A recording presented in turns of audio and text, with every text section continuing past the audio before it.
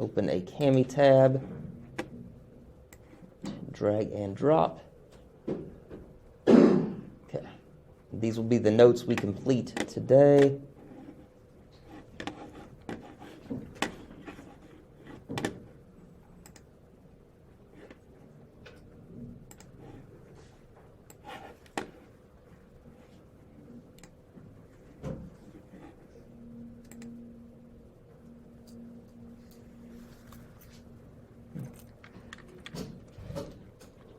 Now, as just these two images suggest, does anybody recognize this painting? You've seen it before. I am absolutely certain that you have all seen it before.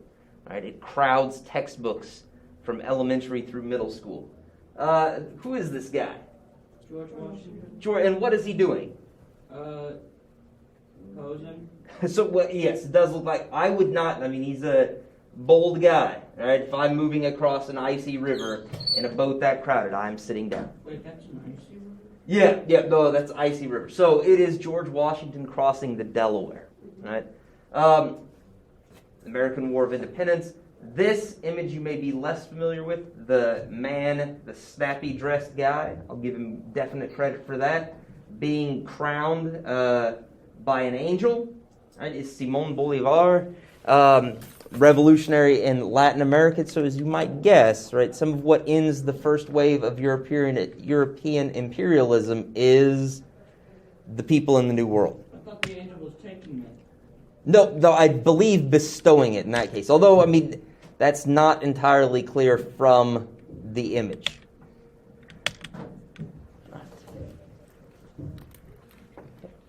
Now, when we talk about first wave European empires, we do have to be careful because it's not just one type or in one place.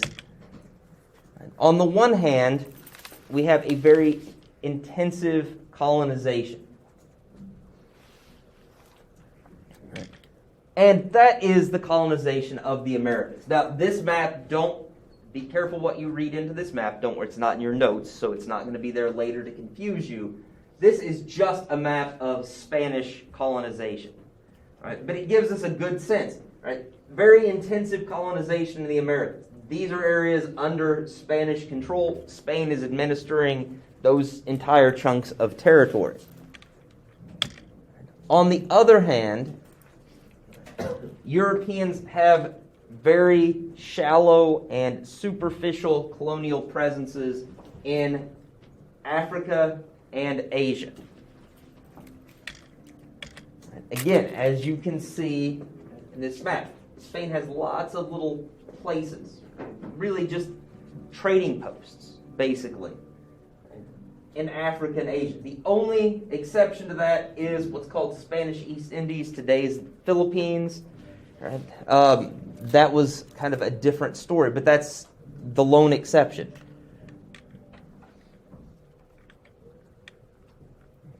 So intensive colonization in the Americas, very limited colonial presence in Africa and Asia.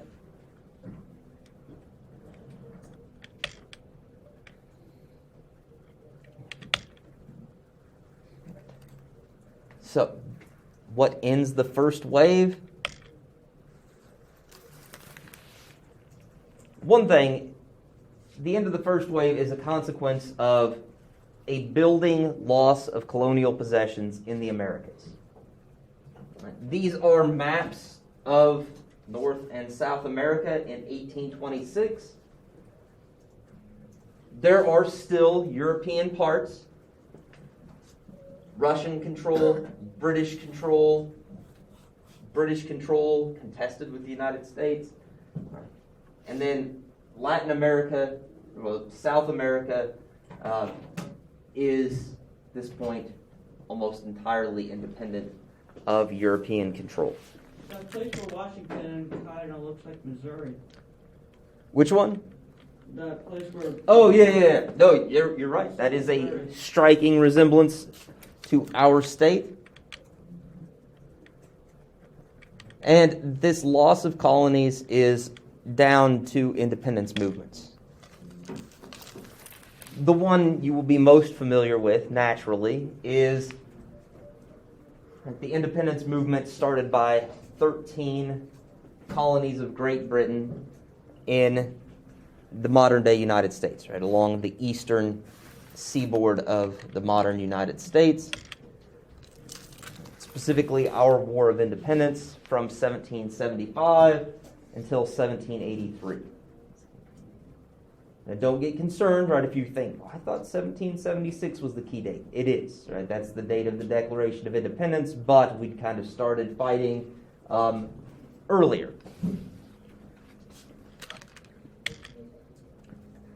Latin American independence movements, there are more of them. We get a series of wars, more or less violent. Right? Brazil breaks away from Portugal with rather less violence than is the case for some of the other countries. But right, over the span of 1808 to 1826, all that's left is, to Spain, for example, is Cuba and Puerto Rico. That's it. Out of all of their empire in the Americas, that's what's left to them in Latin America. All right, everybody finished with those notes?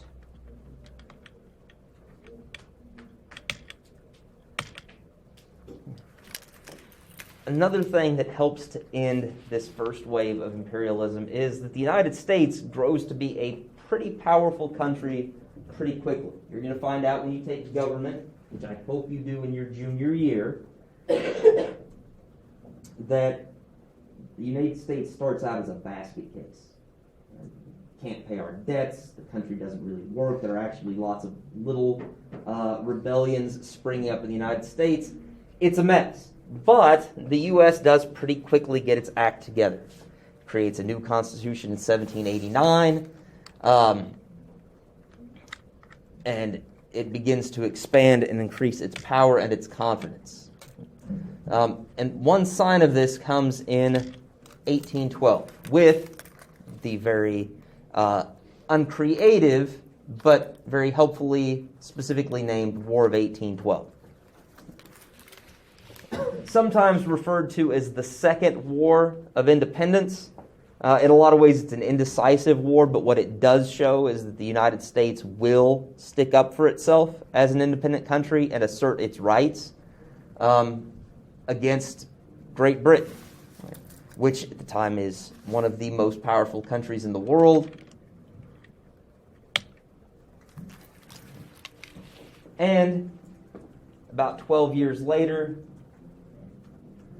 the U.S. feels even more confident in its power, and it has grown in those not quite 12 years. And we get what's called the Monroe Doctrine. It's named for President James Monroe. And it comes in a speech to Congress. A lot of these things, important doctrines of the United States, come in presidential speeches to Congress. And this is one of them. It's basically the U.S. saying that the Western Hemisphere is off limits. The Americas are off limits to the Europeans. So it's a declaration that the U.S. would not tolerate any new European colonies in the Americas.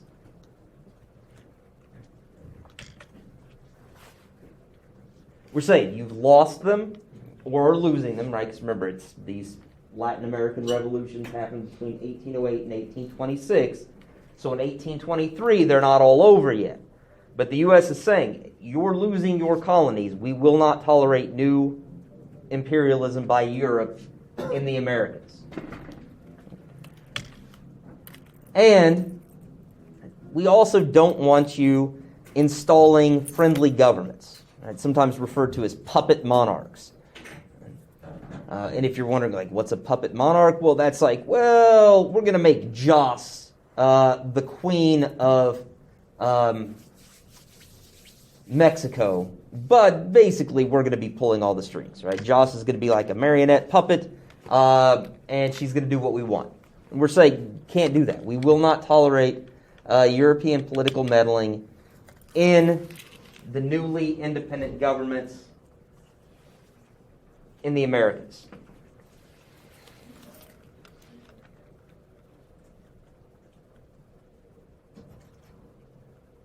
Now, if some of you are having flashbacks to earlier American history, and you're like, but yeah, didn't we then take a bunch of territory from Mexico? Yes, we did. We were just saying Europeans can't do it, right?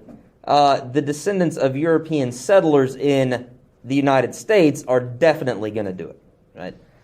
This is where the idea that's often still kicked around that the Latin America is America's backyard comes in, right? I really suggest that you not refer to Latin America as America's backyard, especially to people from Latin America. They tend to frown on that, and understandably so. Yes, Thatcher, you have a question? May I go to the bathroom? Yep, come fill out your pass, and I will sign it.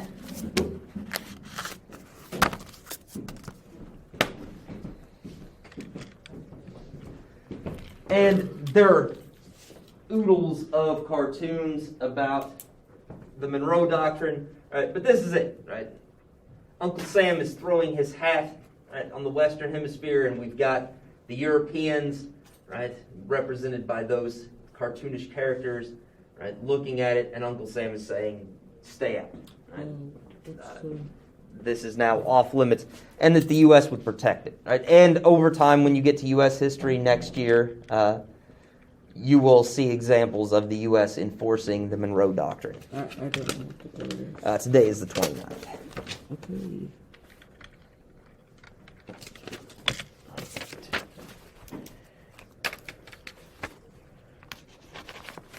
Thank you, Thatcher. Thank you. Welcome.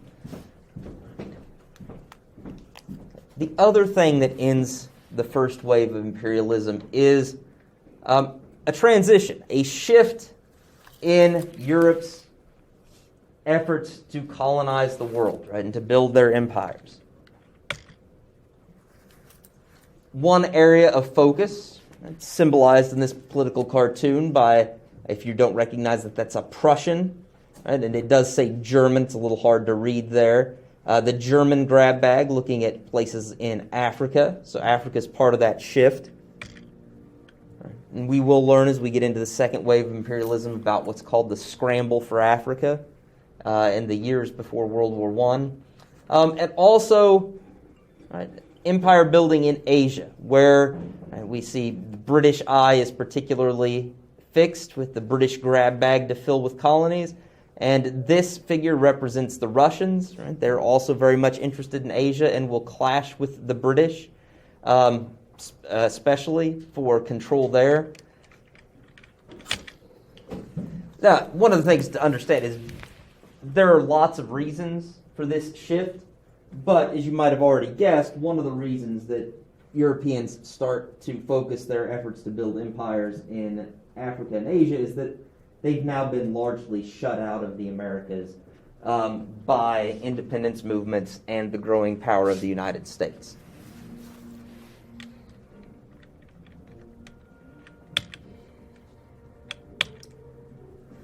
Okay. Now, our starting point for talking about the end of the first wave is a flashback here to the 13 colonies of Great Britain that become the United States. And if you're looking at this map and you're wondering, I kind of remember some geography, and I think that's Vermont, and I'm pretty sure Vermont's part of the United States. It is, but it wasn't part of the original 13 colonies that became the United States. Vermont is special, right? And they were their own independent country for a while. Of course, they are part of the United States now. Right? But if you were wondering, that's your little bit of trivia for today. Those 13 colonies and kind of the Vermonters on their own were the first to chuck out the European rulers. Why did they do this? Well, what we're going to learn in the next couple of days in some readings and exercises is that there were some important motivations for independence.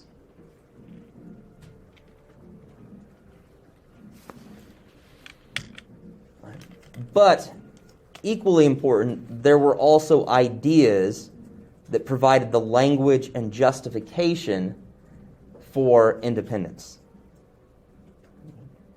And kind of you can think about this right now with what's going on between Russia and Ukraine. Right?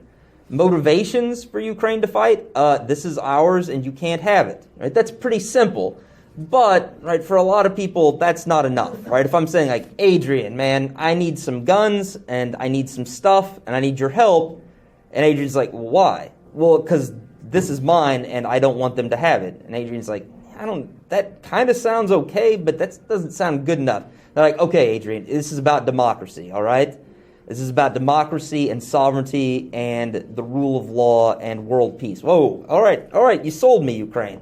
All right, Adrian's going to give you some stuff now, right? Motivations and ideas are equally important. Right? And we're going to find out that those ideas come from something called the Enlightenment. So we're going to learn about some of those motivations and ideas over the next 2-3 days. I think hoping we can knock it out in that amount of time. We will see. That concludes our notes for today. Make sure you get those saved and uploaded.